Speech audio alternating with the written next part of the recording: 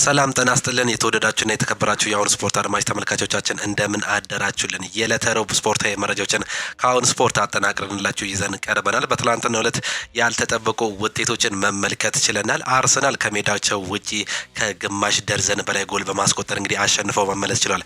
በቻምፒየንስ ሊጉ ሪያል ማድሪድም በሳንቲያጎ በርናባው የሊግ ተቀናቃኙ አትሌቲኮ ዲ ማድሪድን ማሸነፍ ችሏል። አስቶን ቪላም ድል እንዳደረገ ነው ከሜዳው ውጪ መመልከት እየቻለው። ከዚህ ውጪ ደግሞ ዛሬ የሚደረጉ ጨዋታዎች አሉ። በተለይም በባየር ሊቨርኩሰን እና ባየር ሙኒክ እንዲሁም ፒኤስጂ ሊቨርፑልን በሚያስተናግድበት ጨዋታ ላይ እንግዲህ ሰፋ ያለ ዳሰሳ የምናደርግ ነው የሚሆነው። ከዚህ ውጭ ደግሞ በክለብ መረጃዎቻችን የተለያዩ ርዕሶችን ይዘን ቀርበናል። ማንቸስተር ዩናይትድ በአሁኑ ሰዓት ላይ አሰልጣኝ ሩበን አሞሪም ዩሮፓ ሊጉን ማሸነፍ ለኛ ዋና ተግባር አይደለም፣ ማሸነፍም አንፈልግም ሲል ሀሳቡን መስጠት ችሏል። ለምን አለ የሚለውን የምንመለከት ይሆናል። እንዲሁም ደግሞ ማንቸስተር ዩናይትድ በአሁኑ ሰዓት ላይ ሁለት የተለያዩ ተጫዋቾችን እየፈለገ ይገኛል። እነማን ናቸው እንመለከታለን። አርሰናል ቤትም የተለያዩ መረጃዎች አሉ። ቼልሲ ቤት እንዲሁ የምንመለከታቸው መረጃዎች አሉ። ሊቨርፑል ቤት ስናመራ ደግሞ በዛሬው ጨዋታ ላይ እንግዲህ ዋታሩ ኢንዶ እንዲሁም ደግሞ አሰልጣኝ አርኔ ስሎት የተናገሯቸው ነገሮች አሉ። ሙሐመድ ሳላም የሊጉን ዋንጫን ማንሳት እፈልጋለሁ ሲል ነው መናገር እየቻለው። እነዚህንና ሌሎች በርካታ መረጃዎችን እንግዲህ ከአሁን ስፖርት የምታገኙ ነው የሚሆነው። ከእናንተ የሚጠበቀው ሰብስክራይብ በማድረግ የቤተሰባችን አባል እንዲሆኑ እንጋብዛቸዋለን። ላይክ በማድረግ ደግሞ እንድታበረታቱን ነው የምንጠይቃቸው። ሁሌም አዳዲስና ትኩስ ስፖርታዊ መረጃዎችን ለማግኘት አሁን ስፖርት ምርጫችሁ ይሁን እንላለን። እኛ ግን ቀጥታ ወደ ፕሮግራሞቻችን ነው የምናልፈው። ቅድሚያም ትላንትና የተደረጉ ጨዋታዎችን በመመልከት እንጀምር። ትላንትና በአውሮፓ ቻምፒየንስ ሊጉ 4 ያክል ጨዋታዎች ተደርገው ነበር። በጥሎ ማለፍ እንግዲህ የተገናኙ ክለቦች ነበሩ። ትላንትና አርሰናል ከሜዳቸው ውጪ የጎል ዝናብ አዝንበው መመለስ ችሏል። 7-1 በሆነ ውጤት ነው ማሸነፍ እየቻሉት። የማድሪድ ደርቢን ሪያል ማድሪድ በሜዳውና በደጋፊዎች ፊት 2-1 ማሸነፍ ሲል ቦሩሲያ ዶርትመንድ ከሊል ጋር አቻ መለየት ችሏል። አስቶን ቪላም ከሜዳቸው ውጪ ክለብ ብሩጅን ማሸነፋቸውን ነው መመልከት እየቻለው። ቅድሚያ የተደረገው የክለብ ብሩጅና የአስቶን ቪላ ጨዋታ ነበር። ምሽቱ 2:45 የተጀመረ ጨዋታ በአስቶን ቪላ 3-1 አሸናፊነት መጠናቀቅ ችሏል። ሊዮን ቤሊ ገና በ3ኛው ደቂቃ ላይ በማስቆጠር መምራት ችለው ነበር አስቶን ቪላዎች። ከዛ በኋላ ግን ማክሲም ዲካይበር በ12ኛው ደቂቃ ላይ በማስቆጠር እንግዲህ አቻ ማድረግ ቻሉ። ነገር ግን በሁለተኛው አጋማሽ ማለትም ጨዋታው ሊጠናቀቅ 10 ደቂቃዎች ሲቀሩት ማቼሌ እንዲሁም ደግሞ አሴንሲዮ ባስቆጠሩት ጎሎች 3-1 በሆነ ውጤት ማሸነፍ ችሏል። ማቼሌ በራሱ ግብ ላይ ነው በ82ኛው ደቂቃ ላይ ማስቆጠር የቻለው። ተቀይሮ የገባው ማርከስ አሴንሲዮ በትላንትናው ዕለት የቲሙን 3ኛ ጎል በፔናልቲ በማስቆጠር እንግዲህ 3-1 በማሸነፍ የመጀመሪያውን ዙር ማጠናቀቅ ችሏል። ወደ ቀጣይ ዙር እንግዲህ ለማለፍ ያላቸውን እድል በአሁኑ ሰዓት ላይ ሰፋ ማድረጋቸውን ነው መመልከት የቻለው። ቀጣይ ጨዋታቸው በእንግሊዝ በቪላ ፓርክ የሚደረግ ጨዋታ ይሆናል ከክለብ ብሩጅ ጋር። ያንንም ጨዋታ እንግዲህ የሚጀምሩት በአግሪጌት 3-1 በሆነ ውጤት ነው። ይህም ለአስቶን ቪላ ጥሩ መሆኑን ነው መመልከት እየቻለው። በምድብ ጨዋታ እነዚህ ሁለቱ ክለቦች ተገናኝተው ነበር በዚህው ስቴዲየም። ያን ጨዋታ ላይ እንግዲህ 1-0 በሆነ ውጤት ተሸንፈው ነበር ማጠናቀቅ የቻሉት አሰልጣኝ ኡናይ ኤምሪ። በአሁኑ ግን አሸንፈው መውጣታቸው እጅግ በጣም ደስታ መፍጠሩን ነው መናገር እየቻሉት። ሌሎች እንግዲህ ምሽት አመሳል ላይ የተደረጉ ጨዋታዎች ናቸው። ቦሩሲያ ዶርትመንድ ከሊል ጋር ያደረጉትን ጨዋታ 1 አቻ በሆነ ውጤት ማጠናቀቅ ችሏል። በሜዳቸውና በደጋፊዎች ፊት በሲግናል ኢዱና ፓርክ የተደረገ ጨዋታ ነበር። ቦሩሲያ ዶርትመንድ ትላንትና በካሬን አዲያሚ የመጀመሪያ ጎል እንግዲህ በ22ኛው ደቂቃ ላይ በተቆጠረ ጎል 1-0 መምራት ቻሉ። በ68ኛው ደቂቃ ላይ ሃራልሰን ባስቆጠረው ጎል አቻ በመሆን የጨዋታው ውጤት በዚቹ መጠናቀቅ ችሎ ነበር። ፓስካል ግሮብ በመጀመሪያው አጋማሽ እንግዲህ አስቆጥሮ ነበር፣ ነገር ግን ከጨዋታው ውጪ በመባል ነው መሻር እየቻለው። ትላንትና በሜዳቸውና በደጋፊዎች ፊት የመጀመሪያውን አቻ ማጠናቀቅ ችሏል። ቀጣዩ በሊል ሜዳ የሚደረግ ጨዋታ ነው። ይህም ጨዋታ ሌላኛው ሪያል ማድሪድ ከአትሌቲኮ ዲ ማድሪድ በግዙፉ ሳንቲያጎ በርናባው ስቴዲየም ምሽት አመሳል ላይ የተደረገ ጨዋታ ነበር። በዚህ እጅግ በጣም ሳቢ በነበረው በዚህ ጨዋታ ላይ ሪያል ማድሪድ 2-1 በሆነ ውጤት ማሸነፍ ችሏል። እነዚህ ሁለቱ ክለቦች እንግዲህ በላሊጋው ሁለቴ በደርሶ መልስ ተገናኝተው ነበር። ሁለቱንም ጨዋታ በአንዳቸው ውጤት ነበር ማጠናቀቅ እየቻሉት። ትላንትና ግን በቻምፒየንስ ሊጉ ሪያል ማድሪድ የቻምፒየንስ ሊግ ቲም መሆኑን ያሳየበትን ምሽት ማስመልከት ችለናል። ምንም እንኳን በአንድ የጎል ልዩነት ቢያሸንፍም እንግዲህ በሜዳውና በደጋፊዎች ፊት የመጀመሪያውን ጨዋታ ማሸነፋቸውን ነው መመልከት እየቻለው። እጅግ በጣም ማራኪ እንዲሁም ደግሞ ሳቢ በነበረው ጨዋታ ላይ 3 አስገራሚ እንዲሁም ደግሞ ድንቅ ጎሎችን መመልከት ችለናል። የመጀመሪያው ገና በ4ኛው ደቂቃ ላይ ፌዴ ቫልቬርዲስ ሩፓስ በሰጠው በሮድሪጎ እንግዲህ ሮድሪጎ እጅግ በጣም አስገራሚ አጨራረስ በተመለከትንበት ኳስ ላይ እንግዲህ 1-0 መምራት ቻሉ። በ32ኛው ደቂቃ ላይ ከማንቸስተር ሲቲ ወደ አትሌቲኮ ዲ ማድሪድ ያቀረው አርጀንቲናው ጁሊያን አልቫሬዝ እጅግ በጣም በሚያስገርም ሁኔታ እንግዲህ የሚያምር አቻነትን ጎል ማስቆጠር ቻለ። የመጀመሪያው አጋማሽ በዚሁ ነው መጠናቀቅ እየቻለው። ሪያል ማድሪዶች ብዙ ሙከራዎችን ማድረግ ችሎ ነበር፣ ነገር ግን ምንም አይነት ጎሎች ማግኘት አልቻሉም። ከዛ በኋላ በሁለተኛው አጋማሽ ገና በገቡ በ10ኛው ደቂቃ ማለትም በ55ኛው ደቂቃ ላይ ብራሂም ዲያዝ በማስቆጠሩ እንግዲህ 2-1 መጠናቀቅ ቻለ። ይህ ጨዋታ ፈርላንድ ሜንዲ ነው ለዚች ጎል አሲስት ማድረግ የቻለው። ብራሂም ዲያዝም የትላንትናው ኳስ አጨራረስ እጅግ በጣም አስገራሚ ነበረች። ይህን ጎል ሲያስቆጠር እንግዲህ ቢጫ ካርድ መመልከቱ ነው በአልቢትሩ መመልከት እየቻለው። ይህም እንግዲህ ከደጋፊዎቹ ጋር ደጋፊዎቹ ፊት ገብቶ መጨፈሩን ተመልክቶ ቢጫ ካርድ መመልከት ችለናል። ትላንትና እንግዲህ እጅግ በጣም አስገራሚ እንዲሁም ደግሞ ጎበዝ የነበሩት በጨዋታው ላይ ሮድሪጎ እንዲሁም ደግሞ ብራሂም ዲያዝ አስደናቂ ጊዜን ማሳለፍ ችለዋል። ይህንን ጨዋታ እንግዲህ 2-1 በሆነ ውጤት በማሸነፍ እንግዲህ ወደ ቀጣዩ ዙር ለማለፍ የሚደረገውን የሁለተኛውን ዙር ጨዋታ የሚጠብቁ ይሆናል። ፍጹም የጨዋታ የበላይነት ነበራቸው ማለት ይቻላል። ሪያል ማድሪዶች አጠቃላይ 7 ሙከራዎችን ማድረግ ችሎ ነበር። ማለትም 7 ኦን ታርጌቶችን ማድረግ ችሎ ነበር። 13 ሙከራዎችን ነው በአጠቃላይ ማድረግ እየቻሉት።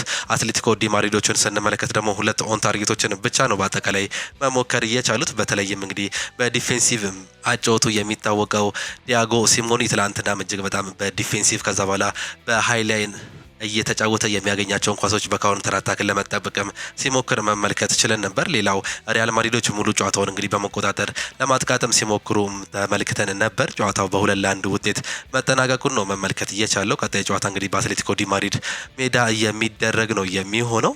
ከጨዋታው በኋላ ብራሂም ዲያዝ የዓለም ምርጥ መሆናችንን አሳይተናል ሲል ተናግሯል። ሎስ ብላንኮቹ የማሸነፊያ ግብን ያስቆጠረው ብራሂም ዲያዝ ሪያል ማድሪድ የዓለማችን ምርጥ ቡድን ነው በማለት ነው የተናገረው። ሪያል ማድሪድ የዓለም ምርጥ ቡድን መሆኑን አሳይተናል የሚለው ዲያዝ ይህንን ማሊያ ከለበስክ ያልነንን ሁሉ መስጠት አለበት ሲል የተናገረ ሲሆን አክሎም እኛ ሪያል ማድሪዶች ነን የዓለም ምርጦች፣ ሌላኛው የሳንቲያጎ በርናቦ አስደሳች ምሽት አሳልፈናል ሲል ነው የተናገረው። በጨዋታው ብራዚሊያዊ ተጫዋች ሮድሪጎ የጨዋታው ኮከብ ተብሎ መመረጡ ነው መመልከት እየቻለው።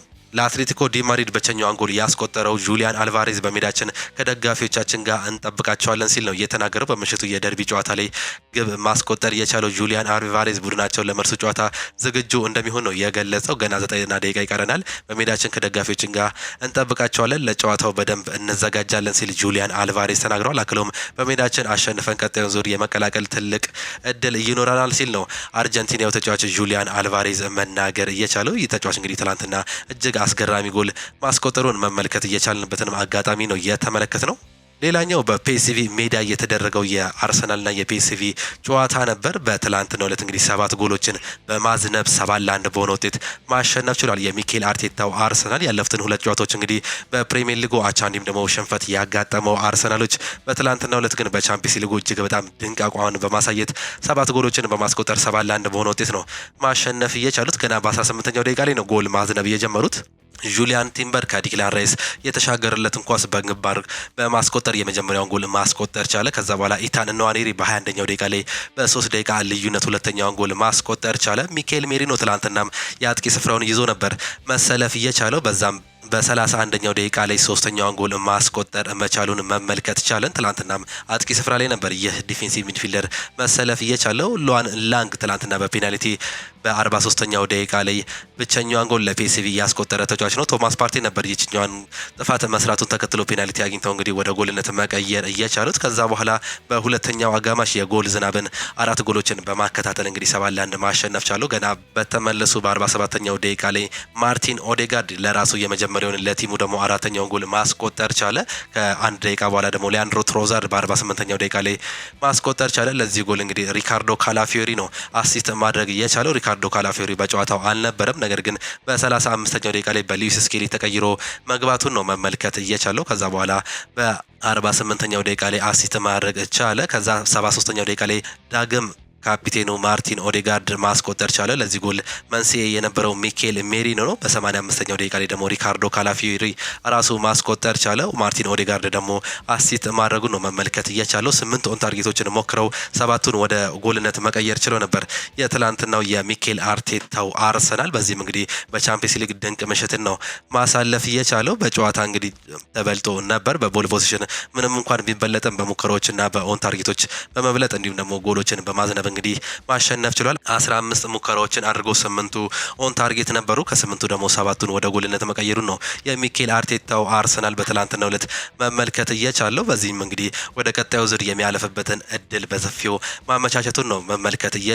ቀጣዩ ጨዋታ በትንሹ 7-0 ማሸነፍ ይጠበቅበታል ፒኤስቪ ይህንን ዙር ለማለፍ። ይህም እንግዲህ ለፒኤስቪ ከባድ እንደሚሆን በፍላይ ኤምሬት የሚጠበቅ ይሆናል። አርሰናል ካሁኑ እንግዲህ ማረጋገጥ እየቻለ የመጀመሪያው ቲም ማለት እንችላለን። በእርግጥ ገና 90 ደቂቃዎች የሚቀሩ ይሆናል። ነገር ግን ይህንን ሁሉ እንግዲህ ተመልክተን ቀጣይ ጨዋታው በሜዳቸው እንደመሆናቸው መጠን ይሸነፋሉ ተብሎ እንደማይገመት ነው ካሁኑ እየተገለጸ የሚገኘው። በትላንትናው ዕለት 7 ጎሎችን አስቆጥሮ እንግዲህ ማሸነፋቸውን ተከትሎ ቀጣይ ጨዋታቸው በሜዳቸው ሊቀልላቸው እንደሚችል ነው እየተገለጸ የሚገኘው። ከጨዋታው በኋላ ዲክላን ራይስ ጨዋታው ገና አልተጠናቀቀም ሲል ተናግሯል። የመድፈኞቹ የመሃል ሜዳ ተጫዋች የሆነው ዲክላን ራይስ ቡድናቸው በሰፊ የጎል ልዩነት ቢያሸንፍም ጨዋታ ገና እንዳልተጠናቀቀ ገልጿል። ሙሉ ትኩረታችን በመልሱ ጨዋታ ላይ እናደርጋለን፣ ዛሬ ምንም ነገር አልተጠናቀቀም ሲል ዲክላን ራይስ ተናግሯል። ጁሊያን ቲምበርን በበኩሉ ገና ጨዋታው አልተጠናቀቀም፣ የመልስ ጨዋታውንም በተመሳሳይ ማሸነፍ ይጠበቅብናል ሲል ነው የተናገረው። አርሰናል በአውሮፓ ሻምፒዮንስ ሊግ ጥሎ ማለፍ ውድድር ታሪክ ከሜዳ ውጪ ተጉዞ 7 ግቦችን ያስቆጠረ የመጀመሪያው ክለብ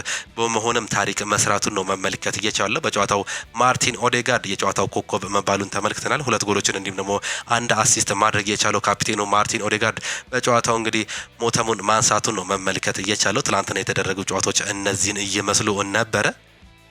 ዛሬም በአውሮፓ ቻምፒየንስ ሊጉ የሚደረጉ 4 ያክል ጨዋታዎች አሉ። የ16 ውስጥ እንግዲህ የሩብ ፍጻሜ የጨዋታ ቀኖች ናቸው ዛሬ። ትላንትናም እንግዲህ 4 ጨዋታዎች እንደተደረጉ ተመልክተናል። አሁን ደግሞ የዛሬ ጨዋታዎችን ነው የምንመለከተው። ፌኖርድ ከኢንተር ሚላን የሚያደርጉት የምሽት 2:45 ጨዋታ አለ። ባየር ሙኒክ ከባየር ሊቨርኩሰን ሲጫወቱ፣ ፒኤስጂ ከሊቨርፑል እንዲሁም ደግሞ ቤኔፊካ ከባርሴሎና የሚያደርጉት ጨዋታ ይጠበቃል። እነዚህ 3ቱ ጨዋታዎች ምሽት 5 ሰዓት የሚደረጉ ነው የሚሆኑት። ፌኖርድ ከኢንተር ሚላን የሚያደርጉት ጨዋታ ምሽት 2:45 ነው የሚጀምረው። የመጀመሪያ ዙር የ16 ውስጥ የጥሎ ማለፍ ጨዋታ ነው ይህ ጨዋታ። አሰልጣኝ ሩቨን ቫን ፐርሲ እንግዲህ በአሁኑ ሰዓት ላይ ፌኖርድን እንደያዘ ይታወቃል። የመጀመሪያ የቻምፒየንስ ሊግ ጨዋታውን ነው ዛሬ የሚያደርገው ከሲሞኔ ኢንዛጊው ኢንተር ሚላን ጋር። ከባድ ጨዋታ እንደሚሆንበትም የሚጠበቅ ነው የሚሆነው። እነዚህ ሁለቱ ክለቦች እንግዲህ ሁለቴ ነው በህይወት ዘመናቸው ወይም ደግሞ በታሪካቸው መገናኘት እየቻሉት። በዩሮፓ ሊጉ በ2002 ከ22 ዓመት በፊት በአዛኔም እንግዲህ ፌኖርድ አንዱን ያሸነፈ ሲሆን ደግሞ አንዱን አቻ በመውጣት በአጠቃላይ በደርሶ መልስ ፌኖርድ እንግዲህ አልፎ ወደ ቀጣዩ ዙር ማለፉን የተረጋገጠበት ውጤት ነበር። አሁን ደግሞ ከ22 ዓመት በኋላ በቻምፒየንስ ሊጉ ነው መገናኘት የቻሉት። አሰልጣኝ ሩበን ቫን ፐርሲ ፌኖርድን በመያዝ የመጀመሪያ የቻምፒየንስ ሊግ ጨዋታውን የሚያደርግ ይሆናል። 51117 ደጋፊዎችን በሚይዘው በስታዲዮን ፌኖርድ ስቴዲየም የሚደረግ ጨዋታ ነው ይህ ጨዋታ። እነዚህ ሁለቱ ክለቦች እንግዲህ በ16 ውስጥ የመጀመሪያ የጥሎ ማለፍ ጨዋታቸውን የሚያደርጉ ይሆናል። የመጨረሻ 5 ጨዋታቸውን ስንመለከት ፌኖርዶች ካለፉት 5 ጨዋታዎች 2ቱን አሸንፈው በ3ቱ አቻ መውጣት መቻላቸው ነው እየተመለከት ነው። በተቃራኒው የኢንተር ሚላን ስንመለከት ደግሞ 3ቱን አሸንፈው አንዱን አቻ ወጥተው አንዱን ተሸንፈዋል። አንዱ ሽንፈት በጁቬንቱስ ሲሆን አንዱ አቻ ደግሞ የመጨረሻ ጨዋታውን በሴሪያቸው እንግዲህ ከሜዳቸው ውጪ ከናፖሊ ጋር ያደረጉትን ጨዋታ አቻ መውጣታቸውን በርካቶቻችን እናስታውሳለን። የካቻም ነው የቻምፒየንስ ሊጉ የፍጻሜ ተፋላሚ የነበረው ኢንተር ሚላን በአሁኑ ዓመትም እንግዲህ ይህን ዋንጫ ለማሳካት ቆርጠን ተነስተናል ሲሉ አሰልጣኝ ሲሞኔ ኢንዛጊ ከዚህ በፊት መናገራቸው የምናስታውሰው ጉዳይ ነው። በዚህ ዓመት እንግዲህ የዋንጫ ተፋላሚ ብቻ ሳይሆን ዋንጫውን ለማንሳት ነው የምንጫወተው ሲሉ መናገራቸው በርካቶቻችንን እናስታውሳለን። ዛሬ ደግሞ ከሩቨን ቫን ፐርሲ ፌኖርድ ጋር የመጀመሪያ የ16 ውስጥ የጥሎ ማለፍ ጨዋታ ከሜዳቸው ውጪ የሚያደርጉት ይሆናል። ኢንተር ሚላን ዛሬ ከቀላል ጨዋታ ተብሎ አይጠበቅም የሚያደርገው ጨዋታ ምሽት 2:45 የሚጀምር ጨዋታ ነው። ሌላኛው የጀርመን ሁለቱ ክለቦች ባየር ሊቨርኩሰን እንዲሁም ደግሞ ባየር ሙኒክ የሚያገናኘው ጨዋታ ነው። አሰልጣኝ ቪንሴንት ኮምፓኒ ከዣቪ አሎንሶ ጋር የሚያገናው የጨዋታ እጅግ በጣም ተጠባቂ እያደርገዋል። በተለይም በጀርመን ቡንደስሊጋ እነዚህ ሁለቱ ክለቦች አንደኛና ሁለተኛ ደረጃ ላይ መቀመጥ ችሏል። አሰልጣኝ ዣቪ አሎንሶ ባየር ሊቨርኩሰንን ከያዘ በኋላ የተለየ ቲም መስራቱን እናስታውሳለን። ያለፈው የውድድር ዓመት ደግሞ የጀርመን ቡንደስሊጋ አሸናፊ እንደነበር እናስታውሳለን ባየር ሙኒክን በመምረጥ። በዚህ ዓመት ደግሞ ቪንሴንት ኮምፓኒ ይህንን ቲም በመያዝ እንግዲህ በአሁኑ ሰዓት ላይ በጀርመን ቡንደስሊጋ አንደኛ ደረጃ ላይ ነው መቀመጥ እየቻሉት። እነዚህ ሁለቱ ክለቦች እንግዲህ በዚህ ዓመት በተገናኙበት ጊዜ አንዱን በአሊያንዝ አሬና በተደረገው ጨዋታ ባየር ሊቨርኩሰን ሲያሸንፍ በባየር ሊቨርኩሰን ስቴዲየም የተደረገውን ደግሞ 0-0 በሆነ አቻ ውጤት ነው ማጠናቀቅ የቻሉት። ያለፉን 5 ተከታታይ ጨዋታቸውን የእርስ በርስ ጨዋታቸውን ስንመለከት ሁለቱን ባየር ሊቨርኩሰን ሲያሸንፍ በ3ቱ አቻ ነው መውጣት የቻሉት። በተለይም አሰልጣኝ ዣቪ አሎንሶ ባየር ሊቨርኩሰንን ከያዘ በኋላ ባየር ሙኒኮች ባየር ሊቨርኩሰንን የማሸነፍ ከባድ ግስጋሴ ውስጥ እየገቡ ይገኛሉ። ጨዋታቸውም እንዲሁም ደግሞ አጨዋወታቸው ለባየር ሊቨርኩሰን ምርጥ ሊሆን አልቻለም። በዚህም እንግዲህ ጨዋታዎች እየከበዱባቸው ነው የሚገኙ። በእርግጥ ከዚህ በፊት ባደረጓቸው ጨዋታዎች ባየር ሙኒክ 59 ጊዜ ማሸነፍ ችሏል ባየር ሊቨርኩሰን ደግሞ 22 ጊዜ ብቻ ነው ማሸነፍ የቻለው። 21 ጊዜ ደግሞ አቻ መውጣት ችሏል። ዛሬ በታላቁ አሊያንዝ አሬና ስቴዲየም 75024 ደጋፊዎችን በሚይዘው በዚህ ስቴዲየም ነው ይህ ጨዋታ የሚደረገው። አሰልጣኝ ቪንሴንት ኮምፓኒ ከዣቪ አሎንሶ ዳግም እንግዲህ በቻምፒየንስ ሊጉ የሚያገናኘው እጅግ በጣም ከባዱ ከሁለት አንዱን የጀርመን ክለብ የሚጥለውን የዚህን ጨዋታ የመጀመሪያ ጨዋታ የምንመለከት ይሆናል። የመጨረሻ ጨዋታቸውን ስንመለከት ባየር ሙኒክ የመጨረሻ 5 ጨዋታዎችን ስንመለከት እንግዲህ በ3ቱ አሸንፈው በ2ቱ አቻ ወጥቷል። በተመሳሳይ ባየር ሊቨርኩሰንም በ3ቱ አሸንፈው በ2ቱ አቻ መውጣቱን ነው ስታቲክሳቸው የሚያመላክተን። ዛሬም እንግዲህ እነዚህ ሁለቱ ክለቦች የሚገናኙ ይሆናል። በዚህ ጨዋታ የማይገኙ ተጫዋቾችን ስንመለከት ጆሹዋ ኪሚዝ፣ ዳንኤል ፔርቴዝ እንዲሁም ደግሞ ፓቭሎቪች በባየር ሙኒክ በኩል የማይገኙ ሲሆን ብቸኛው በባየር ሊቨርኩሰን በኩል በጉዳት ምክንያት የማይገኘው ተጫዋች ኤድመንድ ታፕሶባ ብቻ ነው። በዚህም እንግዲህ ዛሬው ጨዋታ በእነዚህ ሁለቱ የጀርመን ክለቦች የሚጠበቅ ይሆናል። ምሽት 5 ሰዓት ላይ የሚጀምር ጨዋታ ነው። ይህም ጨዋታ ባየር ሙኒክ ከባየር ሊቨርኩሰን በአሊያንዝ አሬና የሚደረገው ከባዱ ጨዋታ የምንመለከት ይሆናል። ሌላኛው ከባዱ ጨዋታ ደግሞ በፈረንሳይ የሚደረገው የፒኤስጂ እና የሊቨርፑል ጨዋታ ነው። ይህም ምሽት 5 ሰዓት ላይ የሚጀምር ጨዋታ መሆኑን ያስመለክተናል። በፓርክ ዴ ፕሪንስ የሚደረግ ጨዋታ ነው። 48583 ደጋፊዎችን በሚይዘው በዚህ የፈረንሳዩ ግዙፉ ክለብ ጋር የሚያደርጉት የሊቨርፑል አሰልጣኝ አርኔ ስሎት ከባድ ጨዋታ እየሆነባቸዋል። አሰልጣኝ ሉዊስ ኤንሪኬ ይህን ጨዋታ እንግዲህ ለማሸነፍ ነው የምንገባው፣ ተከላክለን አንጫወትም፣ በማጥቃት እንግዲህ አርኔ ስሎትን እንዲሁም ደግሞ ሊቨርፑልን ማሸነፍ እንፈልጋለን ሲሉ ነው ከጨዋታው በፊት ሰጡት ጋዜጣዊ መግለጫ መናገር የቻሉት። አሰልጣኝ አርኔ ስሎትም ይህን ጨዋታ ለማሸነፍ እንገባለን፣ ነገር ግን በአሁኑ ሰዓት ላይ ከባዱ ጊዜ ላይ በቻምፒየንስ ሊጉ መድረሳችንን እናውቃለን ሲሉ ነው የተናገሩት። ካፒቴኑ ቨርጅል ቫንዳይክም ቢሆን እንግዲህ ታላላቅ ጨዋታዎችን በማሸነፍ ለዓለም ራሳችንን ማሳየት አለብን ብሏል። የመጀመሪያው ጨዋታ ደግሞ በቻምፒየንስ ሊጉ የዚህ የጥሎ ማለፍ ፒኤስጂን በማሸነፍ እንግዲህ ራሳችንን ለዓለም ማስተዋወቅ እንዲሁም ደግሞ ማሳየት አለብን ሲል ነው ቨርጅል ቫንዳይክ መናገር የቻለው። ሉዊስ ኤንሪኬ ከአርኔ ስሎት የሚያገናኘው ይህ ጨዋታ እንግዲህ ከባድ ይሆናል ተብሎ ይጠበቃል። እነዚህ ሁለቱ ክለቦች በአጠቃላይ በህይወታቸው ወይም በታሪካቸው 4 ጊዜ መገናኘት ችሏል። ፒኤስጂ ሁለቱን፣ ሊቨርፑል ደግሞ ሁለቱን ማሸነፍ የቻሉ ክለቦች ናቸው። ለመጨረሻ ጊዜ በ2018 ነበር መገናኘት የቻሉት። በዛ ጨዋታ ፒኤስጂ አንዱን ሲያሸነፍ ሊቨርፑል አንዱን ማሸነፍ ችሏል። በዚቹ በፓርክ ዴ ፕሪንስ የተደረገውን ጨዋታ ፒኤስጂ 2-1 ነበር ማሸነፍ የቻለው። በሊቨርፑል ማለትም ደግሞ በአንፊልድ በተደረገው ጨዋታ ደግሞ ሊቨርፑል 3-2 ነበር ማሸነፍ የቻለው። ነገር ግን ከሜዳ ውጪ ባገባ በሚል ፒኤስጂ ማለፉን የምናስታውሰው ጉዳይ ነው። ከዛ በፊት በ1997 ነበር መገናኘት እየቻሉት።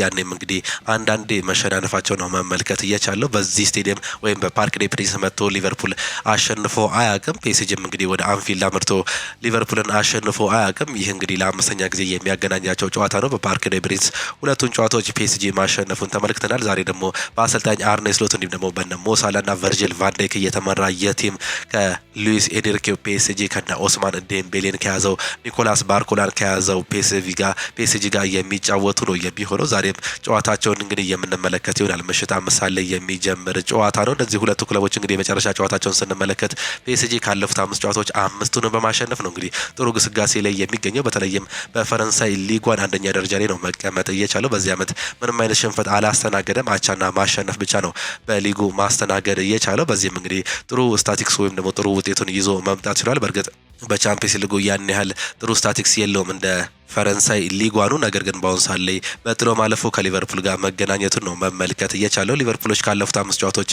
3ቱን አሸንፈው በ2ቱ አቻ መውጣት ችሏል። ይህም እንግዲህ ሌላው ከባድ ጨዋታ ሊያደርግባቸው የሚችልበትም እድል እንዳለ በሰፊው እየተገለጸ ይገኛል። በዚህ ጨዋታ ላይ የማይገኙት የሊቨርፑል ተጫዋቾችን ስንመለከት አማድ እናሎ እንዲሁም ደግሞ ኮነር ብራድሌ የማይገኙ ተጫዋቾች ናቸው። ታይለር ሞርቶንም ታዳጊው ተጫዋች በዚህ ጨዋታ ላይ የማይገኝ መሆኑ ነው የተገለጸው። በፒኤስጂ በኩል ሁሉም ለጨዋታ ብቁ መሆናቸውን አሰልጣኝ ሉዊስ ኤንሪኬ መናገራቸውን ተመልክተናል። ምሽት 5 ሰዓት ላይ የሚጀምረው የጨዋታ ተጠባቂ ያደርጓል። በፈረንሳይ የሚደረግ በፓርክ ዴ ፕሪንስ የሚደረግ ጨዋታ ነው። ሌላኛው ቤኔፊካ ባርሴሎናን የሚያስተናግድ ይሆናል። ሃንሲ ፊሊክ በዚህ ዓመት እንግዲህ በቻምፒየንስ ሊጉም እንዲሁም በስፔን ላሊጋም ጥሩ እንቅስቃሴ ወይም ደግሞ ጥሩ ግስጋሴ ላይ ይገኛሉ። በቻምፒየንስ ሊጉ ሁለተኛ ደረጃ ላይ ሆነ ነበር ማጠናቀቅ የቻሉት ከሊቨርፑል ቀጥሎ። በአሁኑ ሰዓት ላይ በስፔን ላሊጋ ደግሞ አንደኛ ደረጃ ላይ መቀመጥ ችሏል።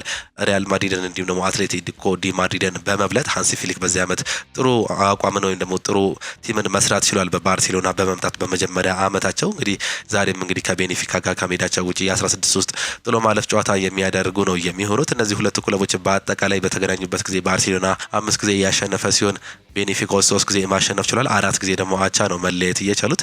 በዚህ ዓመት ተገናኝተው ነበር እንግዲህ በምድብ ጨዋታ ባርሴሎና ከሜዳቸው ውጪ በዚህች ስቴዲየም በመምጣት እንግዲህ 5-4 በሆነ ውጤት ማሸነፉን የምናስታውሰው ጉዳይ ነው። እጅግ በጣም አስገራሚ በነበረው በዛ ጨዋታ ላይ እንግዲህ ሲመሩ ቆይተው ነው ቀጥታ በማስቆጠር እንግዲህ 5-4 ማሸነፍ እየቻሉት። 1-0 ተመሩ። ከዛ በኋላ ሌዋንዶውስኪ በፔናልቲ አቻ ማድረግ ቻለ። ተከታታይ 2 ጎል ተቆጥሮባቸው 3-1 መመራት ቻሉ። ራፊኒያ በ64ኛው ደቂቃ ላይ በማስቆጠር 3-2 በማድረግ ጎሉን ማጥበብ ቻለ። ከዛ ሮናልዶ አራሆ በ68ኛው ደቂቃ ላይ ራሱ ላይ በማግባት እንግዲህ ጨዋታውን 4-2 አድርጎት ነበር። ነገር ግን ሌዋንዶውስኪ፣ ኤሪክ ጋርሺያ እንዲሁም ደግሞ ራፊኒያ ባስቆጠሩ ተከታታይ 3 ጎሎች 5-4 አሸንፈው መውጣታቸው በቻምፒየንስ ሊጉ ያየነው ድንቅ ጨዋታ እንደነበር በርካቶቻችን የምናስታውሰው ነው። በዚህ ዓመት በምድቡ ዛሬ ደግሞ በዚቹ ስቴዲየም የሚገናኙ ነው የሚሆኑት።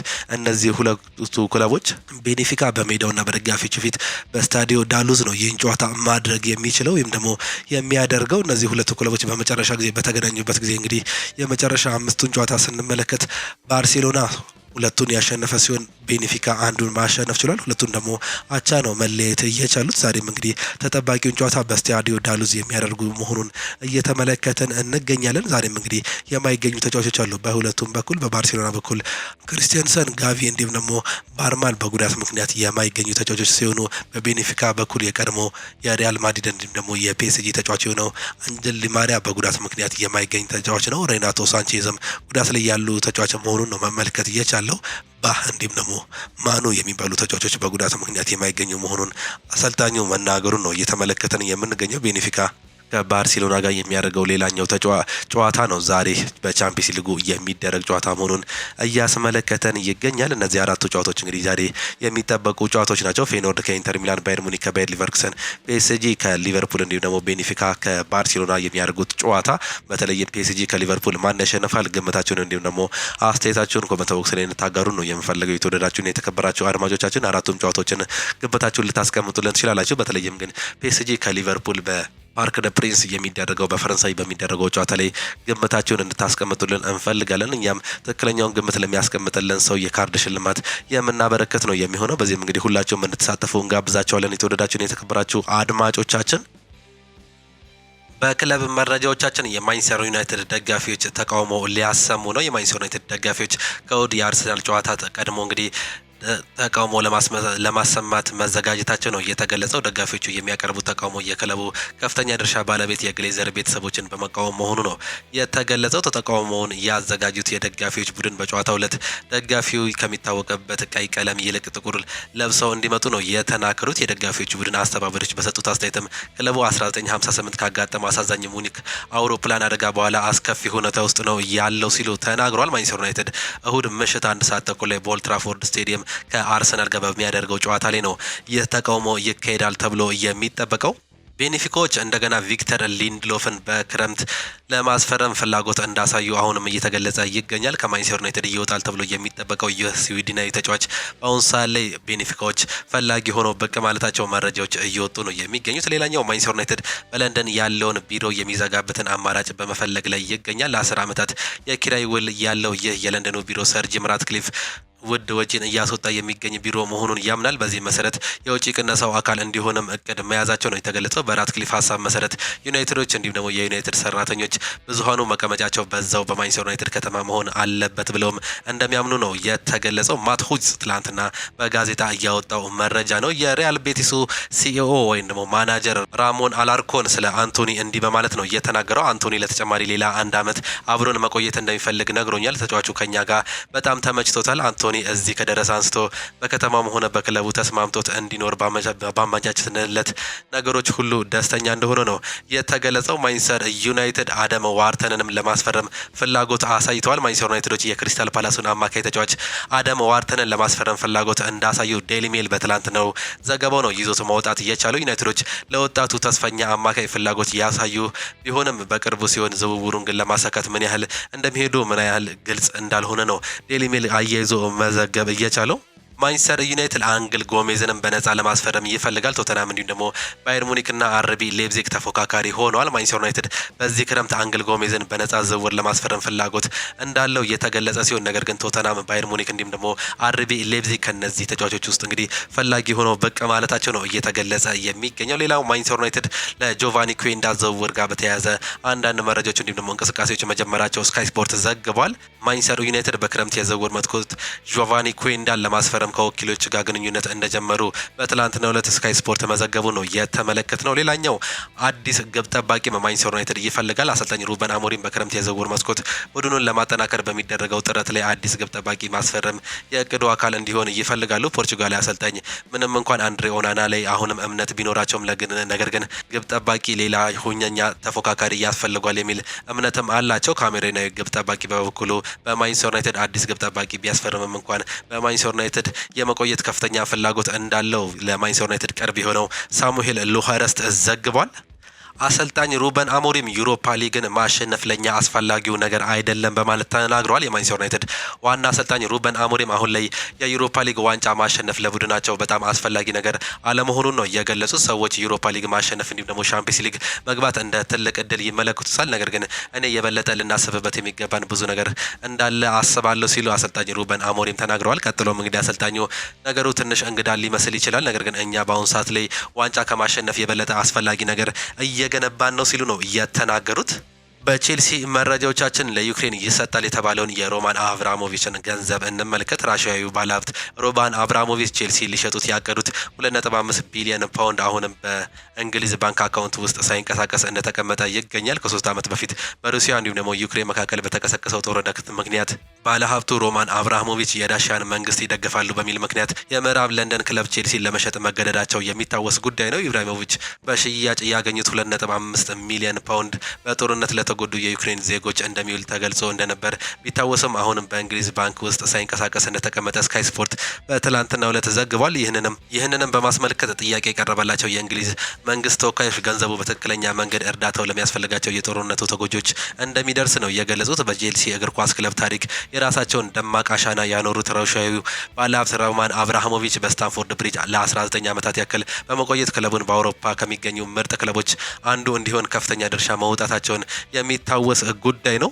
እንደ ስካይ ጀርመኒ ዘገባ ከሆነ ቼልሲ ኢላማ የሆነው ጄሚ ጊተንስ በክረምት ለሽያጭ ይቀርባል። ዶርትመንድ በመጀመሪያ የጠየቀው 83 ሚሊዮን ፓውንድ ሲሆን ክረምት ላይ ወደ 58 ሚሊዮን ፓውንድ መቀነስ እንዳለበት ነው የተገለጸው። አሁንም ቢሆን ይህንን ተጫዋች ደግሞ ቼልሲዎች ፈላጊ ሆነው ብቅ ማለታቸው ነው የተገለጸው።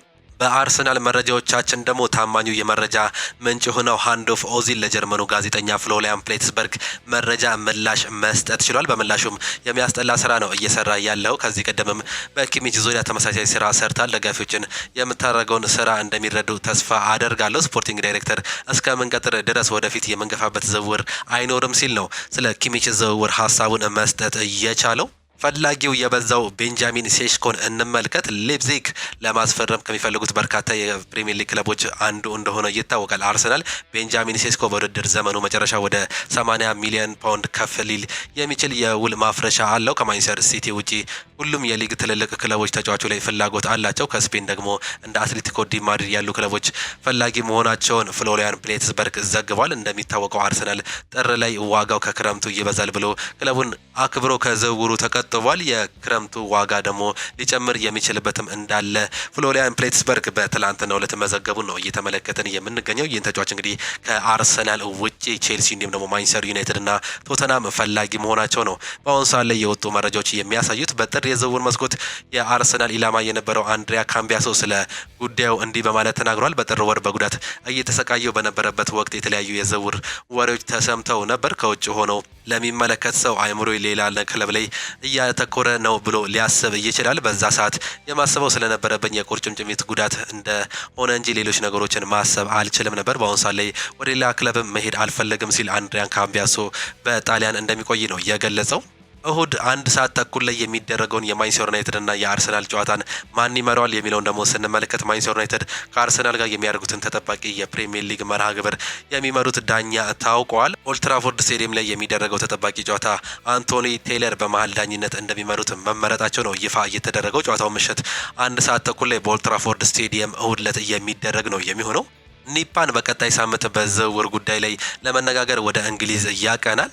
የጊቭ ሚ ስፖርት ምንጮች እንደሚያሳውቁት ከሆነ ኒፓን በሚቀጥለው ሳምንታት ወደ ኤምሬትስ ስቴዲየም ሊዘወር በሚችልበት ሁኔታ ላይ ለመወሰን ቀጠሮ ተይዞለታል። ቢሆንም አንሶ ቪላ እንዲሁ ደግሞ ማንቸስተር ሲቲ የኒፓን ዝውውር ለመጥለፍ በዝግጅት ላይ መሆናቸው ነው የተገለጸው። በሊቨርፑል መረጃዎቻችን ሞሳላ ሊጉን ለማሸነፍ ቆርጫለሁ ሲል ነው የተናገረው። የሊቨርፑል የፊት መስመር ተጫዋች ሙሐመድ ሳላ ከሊቨርፑል ጋር የፕሪሚየር ሊግ ዋንጫን ለማሸነፍ መቁረጡን ነው የተገለጸው። ከሊቨርፑል ጋር ሊጉን ለማሸነፍ ቆርጬ የተነስቻለሁ፣ የማይረሳ ጊዜም ይሆናል፣ ድሉን ከደጋፊዎች ጋር ማክበር እፈልጋለሁ ሲል ሙሐመድ ሳላ ተደምጧል። ከዚህ በፊት የአውሮፓ ሻምፒየንስ ሊግ ቅድሚያ የሚሰጠው ነገር እንደነበር የገለጸው ሳላ አሁን ግን ትኩረቴ ፕሪሚየር ሊግ ላይ ማሸነፍ ነው ሲል ነው የተናገረው። በመጀመሪያ ጨዋታ የገጠመኝ ከባድ ትግል ከዚህ በፊት እንዴት መቀጠል እችላለሁ? የአካል ብቃቴን ለማሳደግ ጂም መሄድ አለብኝ ብዬ እንዳስብ እያደረገኝ ነበር ሲል መናገሩን ነው የተገለጸው። ኢብራሂማ ኮናቴ በሊቨርፑል ስለ ወደፊቱ ህይወቱ ለመወሰን የዝውውር ዘመኑን መጨረሻ እየተጠባበቀ ይገኛል። የፈረንሳዩ የ25 ዓመት ተከላካይ ኢብራሂማ ኮናቴ በሚቀጥሉት ዓመታት መጨረሻ ላይ ኮንትራቱ ይጠናቀቃል። በአሁኑ ሰዓት ላይ አዲስ ኮንትራት ለማውራትም ንግግር ላይ ለማድረግ ፈቃደኛ መሆኑ ነው የተገለጸው። ኮንትራቱን ለማደስ ተቃርቧል ከተባለ ቆይቷል። ነገር ግን እስካሁን ድረስ ምንም የተያዘ ነገር የለም ሲል አሌክስ ክሮክ ዘግቧል። አርኔ ስሎት ሊጉን ካላሸነፍን ተጠያቂ ነህ ሲል ተናግሯል። የሊቨርፑል ዋና አሰልጣኝ አርኔ ስሎት ከመርሲሳይድ ደርቢ በኋላ የጨዋታውን ዳኛ ማይክል ኦሊቨር የተናገራቸውን ንግግር ይፋ ተደርጓል። አሰልጣኝ አርኔ ስሎት ከደርቢው በኋላ አስፈላጊ ንግግር አድርጓል የሚል ኤፍኤ 2 ጨዋታዎችን መቅጣታቸው ይታወሳል። አሰልጣኙ ምን ብለው ነበር የሚለውን እንግዲህ ስንመለከት አሰልጣኝ አርኔ ስሎት ከጨዋታው በኋላ በጨዋታ አመራርህ እንደምትኮራ ተስፋ አድርጋለሁ በማለት ዳኛውን እንደተናገራቸው ተዘግቧል። አሰልጣኙ አክሎም ሊጉን የማናሸንፍ ከሆነ አንተን ነው የተወቃሽ የማደርገው ሲሉ ማይክል ኦሊቨርን መናገራቸው ነው በትላንትናው ዕለት ይፋ እየተደረገው። ሊቨርፑል ዛሬ ምሽት ጨዋታ እንደሚያደርግ ይታወቃል። በተለይም በፈረንሳይ የሚደረገው ከፒኤስጂ ጋር የሚደረገው ጨዋታ ተጠባቂ ነው። ከዛ ጨዋታ በፊት እንግዲህ ዋታሩ ኢንዱ እንዲሁም ደግሞ አሰልጣኝ አርኔ ስሎት በመሆን እንግዲህ ጋዜጣዊ መግለጫ ሰጥተው ነበር። ትናንትና ዋታሩ ኢንዱ በሰጠው የጨዋታ ሰዓት ላይ እንግዲህ ሀሳቡን ሰጥቷል። እኔ ትንሽ ከባድ ያለ ነገር ነው፣ ነገር ግን ማድረግ የምችለው ነገር ቢሆን ሁሌም ቡድኑን መርዳት ነው። የኔ ሀሳብ በጣም ቀላል ነው፣ ቡድኑን መርዳት ነው። የመጫወት እድል ካገኘው በሙሉ አቅሜ ተገብረዋለሁ ሲል ነው ሀሳቡን መስጠት እየቻለው ዋታሩ እንዱ። ሲቀጥልም እንግዲህ በዚህ የውድድር ዘመን ከአሰልጣኙ ጋር ብዙ ጊዜ ተነጋግር ያለው እንዲያም ሁልጊዜ አመለካከቴን እንዲሁም ደግሞ ለቡድኑ የምታደርገውን ነገር የማይታመን ነው ይለኛል፣ በጣም የሚያምነኝ እየመስለኛልም ሲል ነው ስለ አሰልጣኝ አርኔ ስሎት እየተናገረው። ለሊቨርፑል የመጫወት ከሆነ በራስ መተማመን ሊኖርህ ይገባል፣ ሁሉንም አቅምን ለመስጠት ሁልጊዜ መጣር አለብን፣ ለሊቨርፑል ያለ ትልቅ ክለብ የመሆንም አስተሳሰብ ላይ መቀመጥ አለበት ሲል ነው ዋታሩ ኢንዶ እየተናገረው። ሁሉንም ዋንጫዎች ማሸነፍ እፈልጋለሁ፣ ነገር ግን የፕሪሚየር ሊግ ዋንጫ ጥሩ ትውስታ ይሆነኛል ሲል ነው እየተናገረው። እስካሁን ድረስ በጥሩ ሁኔታ እየተጫወትን ነው፣ እስከ ውድድር መጨረሻው ድረስ መጫወት አለብን፣ እናም በስተ መጨረሻ አንድ ነገር እንደምናሳካ ተስፋም አለን ሲል ነው እየተናገረው። አሰልጣኝ አርኔ ስሎት እንዲቀበል አድርገው እንግዲህ ተናግረው ነበር። ስለ ማይክል ኦሊቨርም ሀሳባቸውን ሲሰጡ ማይክል ኦሊቨር ቀኑን ሙሉ ሲነሳ ቆይቷል። በዚህ ጉዳይ ላይ በጨምር ጠቃሚ አይመስለኝም ሲል ይህንን ነገር መዝጋት ችለዋል። ሉዊስ ኢንሪኬ እዚህ ላይ ጥሩ ስራ እንደምንሰራ ገልጽ ነው። በየእሱ አስተያየት ይህ ቡድን ካለፈው የውድድር ዓመት እንደተሻለ መናገር ችሏል። ይህን ነገር ማመኑም ለእኛ ጥሩ ነው፣ እኛም እንግዲህ ጠንክረን እንገጥማለን ሲል ነው እየተናገሩት። አሰልጣኝ አርኔ ስሎት በአውሮፓ ውስጥ ምርጥ ቡድን ነህ ተብሎ ሲጠየቅ ይህንን ብሏል። ይህ ከመናገር በፊት የሻምፒየንስ ሊግ ዋንጫን ማሸነፍ አለብህ፣ ያኔ እሱን ስታሳካ የአውሮፓ ምርጡ ትሆናለህ ሲሉ ነው እየተናገሩት። ስለ ኮዲ ጋክፖም ሲናገሩ እንግዲህ ትሬዲንግ ለመስራት ተቃርቦ ነበር፣ ትንሽ ህመም ስለነበረው በቡድኑ ውስጥ መካተት ሳይችል ቀርቷል ሲል የተጫዋች በዛሬው ጨዋታ እንደማይኖር ነው መገለጽ እየቻሉት። አሰልጣኝ አርኔ ስሎት እኛ በተቻለን መጠን ምርጥ አፈጻጸም ማሳየት አለብን፣ ፒኤስጂ ላይ የኳስ ቁጥጥር ማድረግ ቀላል አይደለም፣ ይህም ለተለያዩ ቡድኖች አስቸጋሪ አድርጎታል፣ ከዚህ በፊት ካለው ነገር በደንብ መላመድ አለብን፣ በሁሉም ጨዋታዎች ላይ ክፍት በላይ መሆንም አለብን ሲሉ ነው እየተናገሩት። አሰልጣኝ አርኔ ስሎት ሊቨርፑል አሽራፍ ሀኪሚን እንዴት ሊቆጣጠረው እንደሚችል ተጠይቆ የሰጠው ምላሽ ይህንን ይመስላል። እሱ ሁልጊዜ ወደ ላይና ወደ ታች ታትሮ ይሮጣል። አርኖልድን ከተመለከትንም እንደዛው ነው፣ ተመሳሳይነት አላቸው። ራሳችንን በተቻለ መጠን ለማሳየት እቅድ አውጥተናል። በዚህ ሰዓት ላይ መናገር አልችልም፣ በጨዋታው ላይ የምትመለከቱት ይሆናል ሲሉ ነው የተናገሩት። ቪኒሲየስ ጁኒየር አዲስ ኮንትራት እንግዲህ ለመፈራረም ድርድር ላይ እንደሆነ ይታወቃል። በአሁኑ ሰዓት ላይ ቪኒሲየስ ጁኒየር ስንት ክፍያ ጠየቀ የሚለውን ስንመለከት የብራዚሊያውን የፊት መስመር ተጫዋች ቪኒሲየስ ጁኒየር ኮንትራት ለማራዘም ንግግር ላይ የጀመሩት ሎስ ብላንኮች እስካሁን ከስምምነት ላይ መድረስ አልቻሉም። ብራዚሊያዊ የፊት መስመር ተጫዋች ቪኒሲየስ ጁኒየር ሪያል ማድሪድ የ33% የደሞዝ ጭማሪ እንዲያደርግለት መጠየቁ ነው የተገለጸው። ቪኒሲየስ ጁኒየር የጠየቀው ክፍያ ከኪሊያን ምባፔ በ4 ሚሊዮን ዩሮ የሚበልጥ መሆኑ ነው እየተነገረው። በካርሎ አንቸሎቲ ስር በቡድኑ የቁልፍ ተጫዋቾችነት ሚናን የሚጫወተው ቪኒሲየስ ጁኒየር የፊፋ የዓመቱ ምርጥ ሽልማትን ካሸነፈ በኋላ ክፍያው ወደ 15 ሚሊዮን ዩሮ ማደጉ የሚታወስ ጉዳይ ነው። ሪያል ማድሪድ ጥያቄውን የሚቀበል ከሆነ ቪኒሲየስ ጁኒየር በዓመት 20 ሚሊዮን ዩሮ ክፍያ በማግኘት የክለቡ ከፍተኛ ተከፋይም ይሆናል ነው የተባለው። ኤሲ ሚላን ግብ ጠባቂው ቅጣት ተጣለበት። ፈረንሳዩ የኤሲ ሚላን ግብ ጠባቂ የሆነው ማይክ ኪጋን የአንድ ጨዋታ እገዳና 15000 ዩሮ ገንዘብ ቅጣት እንደተጣለበት ነው የተናገረው። ማይክ ኪጋን ቅጣቱ የተጣለበት ከላዚዮ ጨዋታ ሽንፈት በኋላ የጨዋታውን ዳኛ አክብሮት በጎደለው መልኩ አይቷል በሚል የተከሰሰ ነው የሆነው። ይህንንም ተከትለው ማይክ ሚጋን እንግዲህ ኤሲ ሚላን ከሊቼ ጋር የሚያደርገው የሊግ መርሃ ግብር እንደሚያመልጠው ነው የተገለጸው። የካራባኦ ካፕ ፍጻሜን ማን ይመራዋል? በሊቨርፑልና በኒውካስል ዩናይትድ መካከል የሚደረገውን የካራባኦ ካፕ ፍጻሜ ጨዋታ የሚመሩት ዳኛዎች ታውቋል። በዚህ በግዙፉ ስቴዲየም በዌምብሌይ የሚደረገውን ተጠባቂ ጨዋታ ጆን ብሩክስ በመሀል ዳኝነት እንደሚመሩት ነው የታወቀው። ጨዋታው እሁድ መጋቢት 7 2017 የሚካሄድም ነው የሚሆነው። የተወደዳችሁና የተከበራችሁ የአሁኑ ስፖርት አድማጭ ተመልካቾቻችን ለዛሬ የነበረን ስፖርታዊ መረጃዎቻችን ይህንን ይመስሉ ነበር። ፕሮግራሞቻችን እንዴት አያችኋቸው? ሀሳብ አስተያየታችሁን ኮመንት ቦክስ ላይ ልታጋሩ እንችላላችሁ። ዛሬም ጨዋታዎች እንዳሉ ነግረናቸዋል። በአውሮፓ ቻምፒየንስ ሊግ የ16 የጥሎ ማለፍ የመጀመሪያ ጨዋታ እሱንም እንደምትመለከቱ ነው የምንጋብዛችሁ። እኛ ግን የዛሬ ፕሮግራሞቻችን ይህንን ይመስሉ ነበር። ቻው ቻው፣ መልካም ጊዜ፣ መልካሙ ሊሆንላችሁ።